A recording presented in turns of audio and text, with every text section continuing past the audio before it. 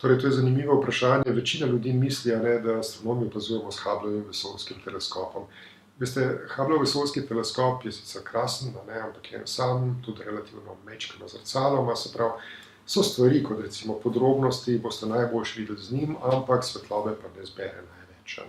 V tem smislu za temne objekte Hubbleov vesoljski teleskop dostikrat ni najbolj primeren, ali pa za podrobno proučevanje posameznih valovnih dolžin svetlobe. In to zadevno seveda potrebujete inštrumente na Zemlji, ki imajo to prednost, da so lahko bistveno večji, bistveno več svetlobe zberejo in so obenem še zmeraj relativno cenejši. Se pravi, absolutno nimamo denarja, da bi te iste inštrumente lansirali v vesolje.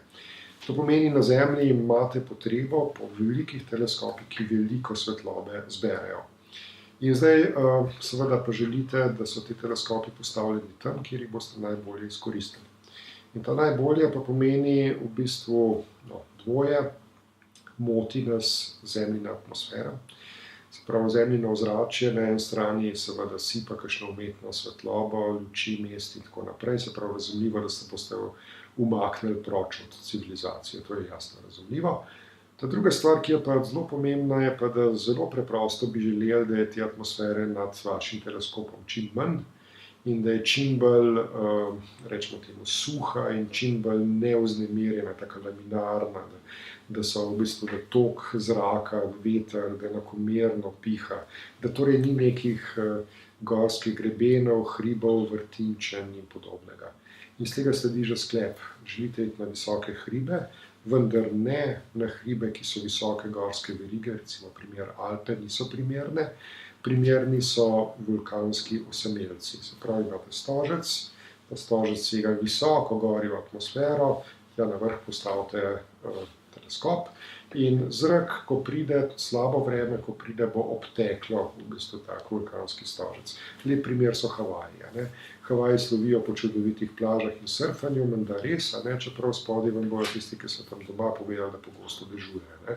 Skratka, Havaji nimajo samo lepega vremena, vendar na Mauni Kei je pa recimo 4000 metrov, nekaj čez 4000 metrov visoko, je pa grost observatorijev, ki imajo tam 330 ali še več dni na leto lepo vreme.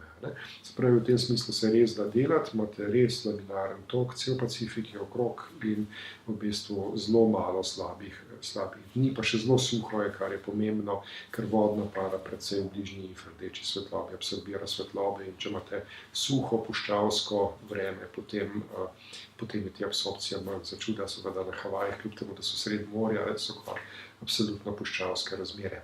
Do neke mere podobne razmere najdemo še kje, se pravi, lahko kar naštejeva. Primer je Čile, severni Čile, se pravi, rob puščave Atakama, ne Andi, kar je visogorska veriga, ampak osamelci ob obali, morda visoki kakšne 2500 metrov ali kaj takega.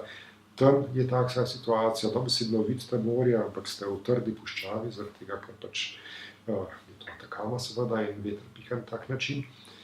Pa potem malo bližje nam so Kanarski otoki, kjer večino leta piha veter iz Karibov, se pravi iz zahodne smeri in je to zadevno zelo lep laminaren tok.